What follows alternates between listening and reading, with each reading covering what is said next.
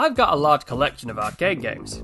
I wonder how much it would cost to complete all of them if it was a real arcade. Only one way to find out.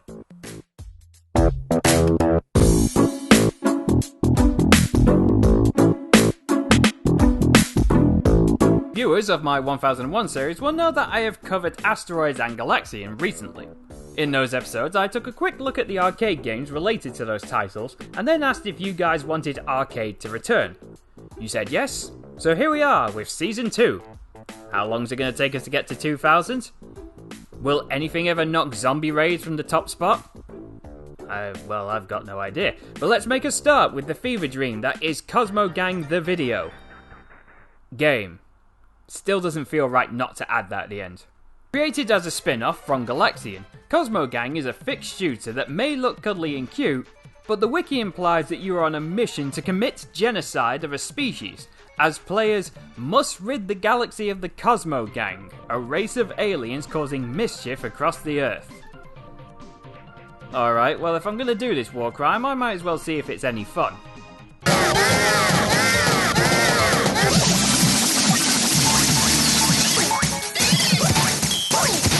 Oh god, I'm going to need an ibuprofen for this one. As you can see, the graphics are very vibrant with a lot of in-your-face imagery. It certainly catches your attention, but in doing so becomes quite a problem for the gameplay, which I'll get into later. The backgrounds are a lot easier to view as they are more balanced in their colours, with some animated in simple ways and some slightly more complex but still nothing major. As a bonus, the same background isn't used twice, so it visually narrates your journey through the game, which is a nice touch. Of course, that isn't what your attention is going to be focused on mainly, so bring an ice pack for your head. Stage 1 starts off pretty tame. The enemies spawn in from anywhere on the screen. Defeat them all and you move on to the next level. Right away, this game rams a never-ending barrage of noises at you. Screams of the aliens you kill drown out the music tracks that are so short that they themselves fade out and start a new one mid-level.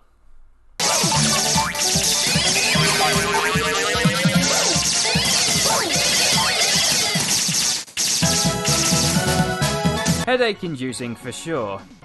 To be fair, if a game is going to make me commit a war crime, I would rather hear instead of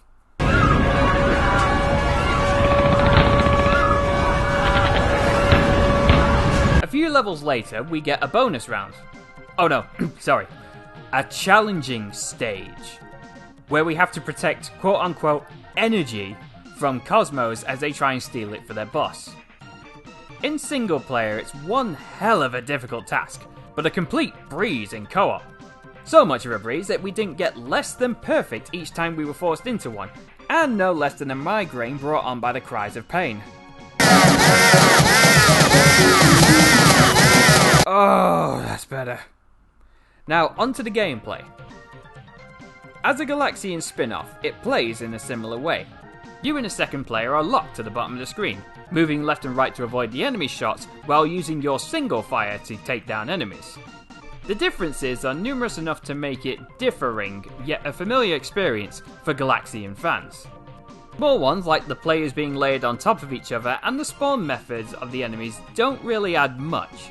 In co-op, lives are shared between the players, giving you the perfect excuse to gaslight your co-op partner into thinking that your failures are in fact theirs. The biggest change is the pickups. At first, they appear in spades, but as you may expect, the more helpful power-ups are seen less and less as you get further into the game, while somewhat keeping a constant spawn rate. Now, I'm not certain if we found all the power-ups, but we collected a total of 10, with 2 of them being limited to co-op play only. A pink P increases your fire rate, or supposedly it does. I can't say I ever noticed, or live long enough to notice. A shield will absorb between 1 or a few attacks whenever you pick it up. Mines let you shoot slow-moving mines rapidly at the enemies, which do look useless, but because they're slower, enemies do have the tendency to just run into them. Web slows enemies in a giant web for easy pickings. A jack-in-the-box scares enemies still for a short amount of time while giving the surviving ones PTSD. The horror Black Hole, or more accurately, the Spinning Blades of Murder, is easily the most powerful as it takes up a large area on the screen and stun locks enemies until they die. On rare occasions, the flag from Rally X will drop and give you an extra life if you're able to pick it up.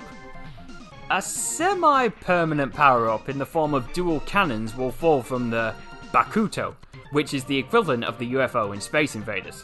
Hitting him once will make him vulnerable, and then the second shot will kill him, which he handles like a child having a tantrum. Oh no! I give up! He then drops the weapon, and if you catch it, you can now fire 2 shots at once, meaning you do double damage. But the best part about this one is that when you die, you have a chance to get it back before it bounces off screen. As for the co-op exclusive ones, one simply swaps the position of the players, which can put at least one of you in a near-death situation. The final pickup is one I will unapologetically make a lewd joke over and call it the Fill Me Up Daddy power-up. When collected, the bottom player has to shoot the other player in the back, which causes them to burst and spray out a bullet bukkake on the enemies. Does this count as Rule 34? Fun as they are, you only really get to enjoy them for a shrinking amount of time as the game advances. Around level 15, the difficulty begins to climb at a steeper rate. Enemies fire at a more common rate in bigger bursts, with multiple enemies starting to attack at the same time, which reduces your room to avoid attacks and makes it even easier for you to die. New enemies are introduced at a somewhat slow rate, and they also come with new attacks. Playing this so far has felt like the beginning of Dark Souls. Oh, this isn't so bad. Everything's dying easily. Wait, why am I struggling so much now? Good thing we have the power of the bottomless wallet, which allows us to endure the bullshit that's thrown at your ship and your eyes. With unlimited credits, we are flying through the short but hectic levels, which are best described as a porta potty at Glastonbury. Small and full of crap. Fighting our way through the 32 levels, you then have to deal with the hardest and bullshittiest level, that is the first and final boss of the game. Don Cosmo. Actions are louder than words, so here's 10 seconds of the boss fight.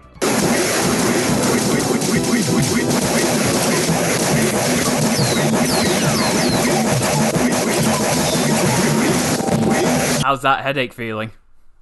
Up until this point, the closest we've had to a boss fight are the challenging stages. Most of the enemies we fought have been killable in a single hit, with a few that do take a little bit extra to kill. The variety of enemies is small and thinly spaced out across the 32 stages, and the range of attacks they have is equally as small. Some shoot in a single shot, some in an arc, some dive bomb, some do multiple of these attacks at once, and some have big attacks that linger. Yet despite however they decide to attack you, all the enemies feel too similar, so fighting them can get a little boring. As well as frustrating, as the more enemies attack, the less you can do to avoid the attacks other than hope they miss, or hope that they hit your partner instead of you. Don Cosmo is the biggest arsehole of all the enemies you fight. He has 4 phases, each one trying harder and harder to milk your wallet dry. Phase 1 isn't so bad. He jumps off his throne, looking high as fuck, and starts by throwing meteors at you, which somehow make your flying ship bounce periodically. In all 4 stages, you need to shoot his head to damage him. In phase 1, the meteors are so numerous and clamped together that his face will be protected from most of your shots. The space rocks themselves can be destroyed in one hit, but if you can't shoot them fast enough, then the chances are you will be forced into an instant death as you are bounced into them. Cheap, but not the hardest phase. Phase 2! That old favourite one that everybody loves to hate, ad spam, comes into play. Dragons with semi-homing fireballs fly around the screen while the Don joins in. Only his fireballs will then turn into a hot whip to try and trap you into a small space and make you easier to kill. Killing the dragons helps a little, but they're replaced quickly. Phase 3. Ad spam again, but now with extra projectile spam. Now the regular minions take the shots to protect the Don as he calls in a favour to 4 to throw in as much lightning as he can at you.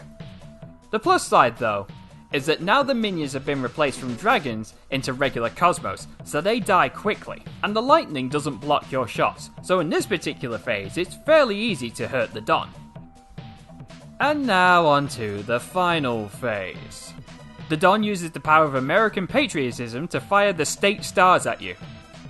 At first, it's easy to hit the Don while knocking away the states.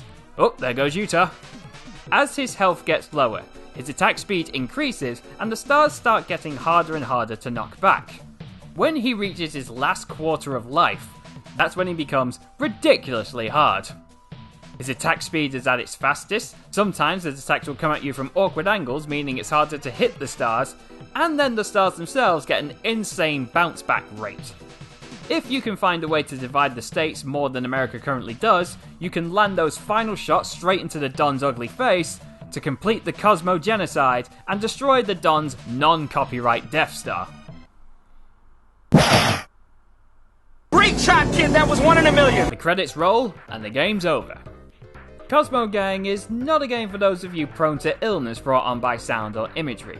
Its bright cartoons, bit-crush yelling, and chaotic atmosphere, while attractive, may be murder to some people's eyes.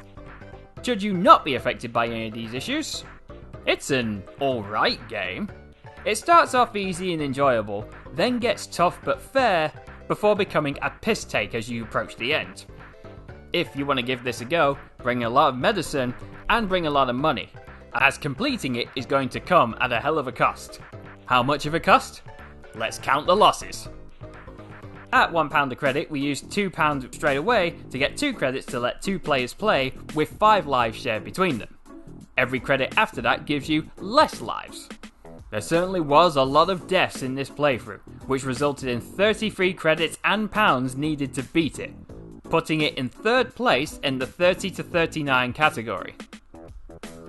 Moving on to the totals, 33 added to each one now results in 1,262 credits used and £1,055.50 total cash spent. Still got a long way to get to 2,000, but don't you worry, there's still a lot of games I need to play in this theoretical arcade. And I hope you'll come with me on the journey. And that was Cosmo Gang the video. Game, I still couldn't do it. Thanks for watching, everyone. Join me next time we will look at the Galaxian's other arcade title and see if that Dragoon can also be a legend.